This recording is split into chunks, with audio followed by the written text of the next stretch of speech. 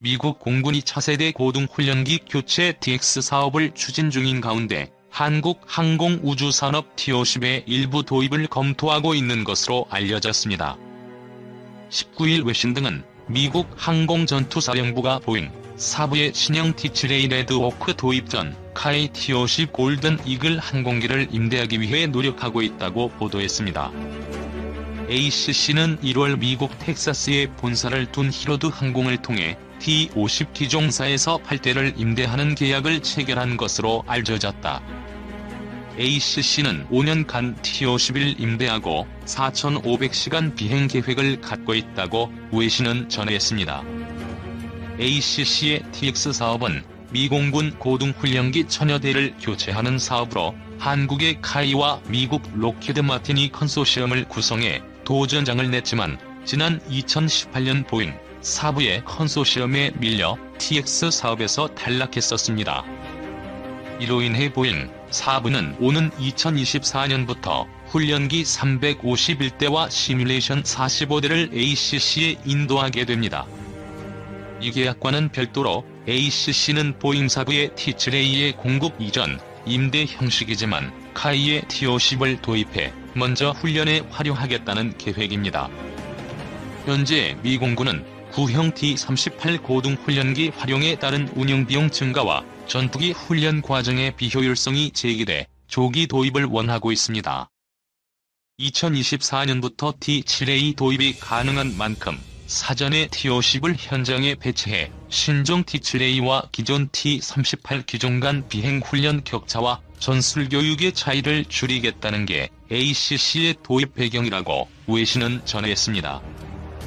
특히 ACC는 T-50이 새로운 미공군의 비행 훈련술인 레포즈 프로젝트에 필수적이라는 입장이다. 때문에 임대 계약이 현실화된다면 카이를 비롯해 T-50의 경쟁력을 다시 증명받을 수 있을 것으로 외신은 평가했습니다. 이와 관련해 ACC는 T-50 도입에 대해 최종 결론을 내리지 않은 것으로 알려졌습니다. 신종 코로나 바이러스 감염증로 인한 미국 공군 예산 축소 등 다양한 요인이 작용하고 있다고 외신은 전했습니다. 다만 미국의 보잉도 이번 코로나19 사태로 인해서 유동성 자금의 어려움으로 인해서 보잉이 정부에 600억 달러의 긴급 지원을 요청했다고 전해지고 있습니다. 737맥스 연쇄 추락과 결함 이슈로 어려움을 겪어온 보잉은 코로나19라는 악재까지 만나 창사 최대 위기에 빠졌습니다. 올 1월 약 138억 달러의 대출을 받는 등 심각한 재정 위기에 처한 보잉은 코로나19의 여파로 여객기 주문 등이 급감하면서 막대한 타격을 입었습니다. 그로 인해서 ACC의 DX 사업도 보잉의 어려움으로 인해 그 기간이 조금 더 길어질지도 모른다는 소식이 적잖게 들려오고 있는 편입니다. 한국 카이 T-50 고등훈련기가 보잉과 사부의 컨소시엄의 T-7A 도입 사업에 완전한 인도하기 전까지는 미공군 훈련기 사업에서 어느 정도 자리를 잡는다면 동남아시아와 남미, 그리고 친서방 국가들의 훈련기 및 경공격기 도입 사업의 공백기에 좋은 수출 결과를 만들어질 수 있는 기회가 될 수도 있을 것 같습니다. 한국산 고등훈련기 T-50은 미 차세대 고등훈련기 사업에서 미국 기종의 고배를 마셨습니다. 그렇게 끝난 줄 알았는데 미공군이 한국의 T-50을 포함해 경쟁 입찰로 훈련기를 빌려오는 사업을 하겠다고 결정하고 다음 주 그 절차를 시작하는 걸로 KBS 취재 결과 확인됐습니다. 어떤 의미가 있고 선정 가능성은 얼마나 될지 워싱턴 김웅규, 금철영 특파원이 차례로 보도합니다. 미공군이 선택한 고등훈련기는 T-7 레드호크입니다. 그런데 이 비행기는 시험 중이고 미공군의 1호기가 인도되는 시점은 빨라야 2023년 말 4에서 5년 공백이 생깁니다. 미공군 전투사령관이 공개적으로 문제를 제기했습니다. 홈즈 미공군 전투사령관 하지만 문제를 해결하고 이를 운영 플랫폼으로 전환하는데 여전히 시간이 걸릴 겁니다. 미공군은 그래서 자신들이 탈락시킨 한국산 고등훈련기 T-50과 이탈리아 훈련기 등을 경쟁 붙이겠다고 밝혔습니다. 공백기간 숙련 조종사를 배출할 대체 훈련기가 필요해서입니다. 홈즈 대장 미공군 전투사령관 처음엔 입찰할 만한 비행기가 하나뿐인 줄 알았는데 알아보니 적어도 2대의 다른 비행기가 입찰을 원한다는 걸 알게 됐습니다. 빠르면 다음 주 공식 절차가 시작됩니다. 한국항공우주카이의 T-50은 올해 1월 17일 미공군 임대 사업의 단독 입찰자로 선정된 바 있습니다. 하지만 절차와 예산 등을 이유로 경쟁 입찰로 바뀌었습니다. 그래도 성능과 장비에서 높은 평가를 받는 한국의 T-50이 선정될 가능성이 현재로선 높아 보입니다. 당시 8대였습니다. 이번에도 대수는 같습니다. 말이 임대지 사실상 판매입니다. 성사된다면 경제적 이득 말고도 세계 최강 공군을 보유한 미국에 한국산 비행기를 수출한다는 의미가 작지 않습니다. 워싱턴에서 KBS 뉴스 김웅규입니다. 입찰에 참여하게 될 한국산 고등훈련기는 미공군 전투사령부의 요구 성능을 충족한 TF-50입니다. 발칸포는 물론 공대공, 지대공 미사일 장착 시스템을 갖춰 실전 같은 훈련이 가능합니다. 데이터 처리가 빠른 전자장비와 다기능 레이더가 탑재돼 있습니다. 전투 임무 태세를 갖춘 숙련된 조종사 양성을 위한 최적의 기종으로 평가받는 이유입니다. 한국산 고등훈련기는 일찌감치 초음속 기반의 설계로 경쟁 상대로 꼽히는 이탈리아의 M346 기종 등에 비해 고성능 훈련기로 평가받고 있습니다. 하지만 경쟁 기종들이 가격 경쟁력으로 밀고 나올 경우 장담할 수만은 없습니다. 홈스 대장 미공군 전투사령관 저렴한 비용으로 누가 참여할 수 있을지 경쟁 입찰이 이루어지길 바라고 있습니다. 솔직히 말씀드려 예산이 빠듯한 상황입니다. 코로나19로 대규모 경기 부양 예산이 투입된 상황에서 미행정부 내 군 예산에 대한 압박이 현실화되고 있는 것도 주목할 부분입니다. 현재 이라크와 태국, 필리핀, 인도네시아 등 해외에서 운용 중인 국산 고등훈련기는 모두 60여 대. 미국 하늘길을 통해 활로를 더 개척해 나갈 수 있을지 주목됩니다. 세계를 나는 한국의 명품 고등훈련기 T-50 시리즈. 대한민국 공군이 운영하는 전투기는 미국에서 들여온 F-16, F-4, F-5 전투기를 비롯해 한국형으로 개량한 F-15K, KF-16 전투기 등이 있습니다. 그리고 카이에서 직접 생산하는 한국형 전투기는 TA-50 전술 입문항공기, T-50 고등훈련기, 그리고 FA-50 경공격기가 있죠. 아직 실전 배치되지 않은 F-35 라이트닝 II는 2018년에 1호기가 국내에 도착할 예정입니다. 오늘은 세계를 나는 한국의 명품 고등훈련기 T-50 시리즈에 대해서 알아보겠습니다. 한국 명품 고등훈련기 T-50 시리즈. T-50 골든 이글은 1989년 국산 고등훈련기 개발 프로그램인 KTX2를 통해서 개발되었습니다. 카이 주도로 개발이 시작되었으며 이후 2002년 8월에 첫 비행에 성공하게 됩니다. 시제품 생산 후 양산 기체는 대한민국 공군에 2005년 12월에 첫 납품되었으며 현재 고등훈련기 50대, 전술 입문기 TA-50이 22대, 경전투 공격기 FA-50 60대가 배치 완료되었습니다. 이후 공군 특수비행팀인 블랙이글에도 채택되어 T-50B 이름으로 10대가 따로 관리되고 있어서 총 142대가 한국군에 납품되었죠.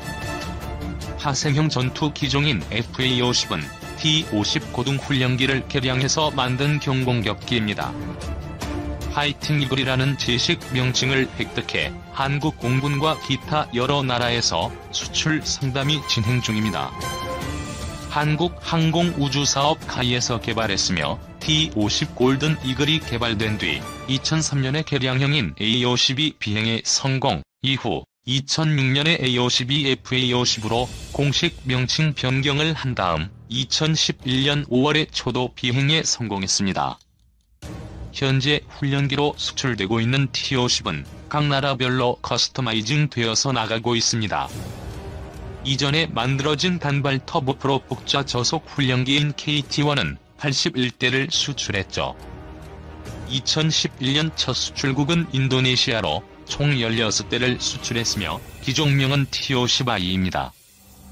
2013년 12월 이라크에 수출한 기종은 T-52Q로 이름 지어졌으며 F-16 기체에 대한 고등훈련기로 활용될 예정입니다. 2017년 말까지 24기가 인도될 예정입니다. 2014년에는 필리핀에 T-50PH 이름으로 12대를 수출했으며 2017년 7월에 인도 완료하였습니다. 2015년에는 태국에 3대, 그리고 이어서 2017년 7월에 추가로 8대를 T-50TH 기종으로 이름 붙여 수출했습니다. 태국은 내년 3월까지 4대를 인도하고 이어서 2020년 5월까지 나머지 8대를 인도할 계획입니다. 2017년 통계를 보면 현재 납품 대수는 대한민국 공군의 142대, 그리고 수출된 국가별 통합으로 64대 등 총 206대에 이릅니다. 현재 추가로 가장 큰 수출 시장을 가진 미국형 모델은 T-52입니다. 미 공군이 F-22나 F-35와 같은 5세대 전투기를 실전 배치하고 있지만 훈련기는 1960년대에 만들어진 T-38 탈론 기종을 사용하면서 이에 교체를 위한 사업인 TX 사업을 추진 중이죠. 예상되는 계약 대수는 공군 350대, 가상적기 훈련과 해군용으로 1000대 등 1350대에 이릅니다. 비용으로 따지자면 한화약 23조 원에 달하는 엄청난 사업인 셈이죠. 미국 국방부 규정상 미국 회사가 주계약 업체가 되어야 하므로 카이는 파트너사로 로키드 마틴을 선정하고 T-52 기종으로 수출 사업에 전력을 다하고 있습니다. 현재 다른 경쟁 기종으로는 미국 보잉 스웨덴 사브 합작사의 신규 모델, 이탈리아 레오나르도 미국 레이시온사의 T-100, 그리고 미국 노스롭 그루만, 영국 BAE 시스템즈 합작사의 신규 모델이 있습니다. 미국으로의 수출만 성사된다면 영국이나 호주, 이스라엘이나 이탈리아 같이 F-35 기종을 사용하게 되는 나라로의 수출도 기대해볼 수 있습니다. 미국 수출형에는 F-35 훈련에 대비해 대형 통합 디스플레이와 공중급유 장치, 그리고 추가 연료 탱크 등을 설치해서 개량했다고 합니다. F-35를 제작했던 로키드 마틴사에서 직접 훈련기 사업에 뛰어들었기 때문에 한국은 다른 경쟁 기종에 비해 조금은 유리한 위치에 있다고 하겠습니다. 하지만 가격을 비롯한 여러가지 여건들이 맞아떨어져야 하므로 마지막까지 치열한 경쟁이 있을 것으로 언론들은 내다보고 있네요. 특히 로키드 마틴사의 독점적 지위를 우려해 오히려 보잉이나 노스롭사에게로 돌아갈 가능성도 제기되고 있습니다. 한국의 명품 고등훈련기 T-50 시리즈가 더 많은 나라의 하늘 위를 날게 되길 바라봅니다. 이상으로 한국의 명품 고등훈련기 T-50 시리즈에 대해 알아봤습니다. 지금 대부분의 사람은 원할 때 비행을 할 수 없다. 엄청난 부자는 개인 비행기가 있으니 가능하지만 대부분은 항공사 일정에 자신이 맞춰야 한다며 UAM 시장이 열리면 수요에 따른 항공 모빌리티 이용이 가능할 것이라고 설명했다. 그가 구상하는 UAM 사업은 개인용 비행기를 보급, 대중화하는 것으로 요약할 수 있다. 양산차 기업의 대량 생산 기술을 무기로 삼았다. 신 부사장은 비행체를 아무리 잘 설계하고 디자인해도 양산체제를 갖추지 못하면 의미가 없다. 현재 항공사에서 운항하는 비행기가 약 25,000대이고 보잉에서 가장 많이 만드는 737도 한 달에 60대 수준이라고 지적했다. 대표적인 틸트로터 프로 항공기인 V-22 오스프리. 사진 보잉. 이어 UAM이 실제 상용화가 되면 대도시에서 하루 수백 번 운행하는 시장이 될 것이기에 기존 항공기처럼 만들 수는 없다. 완성차 제조사와 같은 대량 생산 방식으로 가야 한다고 강조했다. 그는 전동화, 빅데이터 활용 등의 기술은 항공사와 완성차 제조사가 이미 공유하는 부분이라며 현대차 그룹은 안전을 보장하는 고품질 대량 생산 역량을 갖췄다고 덧붙였다. 하늘길, 여객기와 PAV로 이원화. 현대차는 SE1의 틸트로터 프롭 방식을 적용했다. 현대차가 제시한 SE1의 제원은 최고 비행 속력 290kmh, 1회 최대 비행거리는 약 100km로 1회 비행 후 약 5분간 전기를 충전하고 다시 비행한다. 다만 틸트로터 방식은 배터리 문제만 해결되면 최고 비행 속력은 500kmh 이상, 비행거리도 1만 km까지 늘릴 수 있다. 때문에 현대차가 도심을 오가는 비행체로 SE1을 제시했지만 항공업계에서는 도시와 도시를 오가는 수준의 비행 시장을 창출할 것이라는 전망이 나온다. SE1의 비행고도는 300에서 600m로 설정됐다. 헬기의 비행고도 기준 하한과 겹치는 높이다. 신 부사장은 UAM은 300에서 500m 높이에서도 바람을 충분히 견딜 것으로 예상한다. 폭우나 폭설 상태에서는 일반 여객기도 운행이 어려운 것은 마찬가지라며 해당 고도 비행에 문제가 없다고 주장했다. 정의선 현대차그룹 수석 부회장이 CES 2020에서 TAV 콘셉트 SE1을 설명하고 있다. 사진 현대차그룹.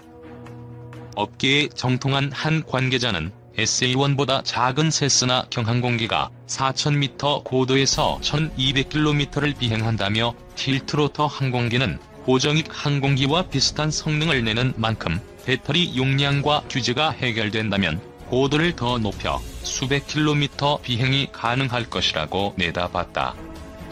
또 항공기 안전기준을 적용하면 지름 30m 규모 착륙장이 필요한데 헬기장을 생각하면 대도시 한복판에 다수 착륙장을 확보하기도 쉽지 않을 전망이라며 SE1이 도시 안을 다니기보단 도시와 도시 사이를 오가는 공유 항공기에 더 적합하다고 평가했다.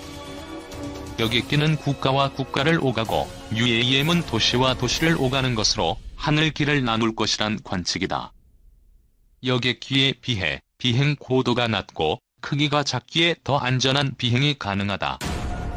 신 부사장은 SE1은 8개 로터를 사용하기에 하나가 고장나도 제어가 가능하다며 낙하산을 장착해 판매하는 경쟁기도 있는 만큼 UAM도 낙하산 적용이 가능할 것으로 본다고 말했다. 모건 스탠리는 2040년 정도에 세계적으로 1조 5천억 달러 수준의 UAM 시장이 형성될 것으로 관측했다. 완성차 업체들도 항공업계와 협업에 나섰다. 독일 아우디는 에어버스와 UAM 개발을 위한 파트너십을 맺었고 일본 도요타는 스타트업에 투자해 비행체를 개발하고 있다. 신 부사장은 2029에서 2030년 정도가 되면 규제도 만들어지고 기체 성능도 많이 좋아지며 대중들의 수용도도 높아질 것으로 기대한다. 2035년 정도를 변곡점으로 본다면서 보수적으로 생각해도 7천억에서 8천억 달러 규모 시장이 될 것이고 현대차 그룹이 선도하는 것이 목표라고 말했다.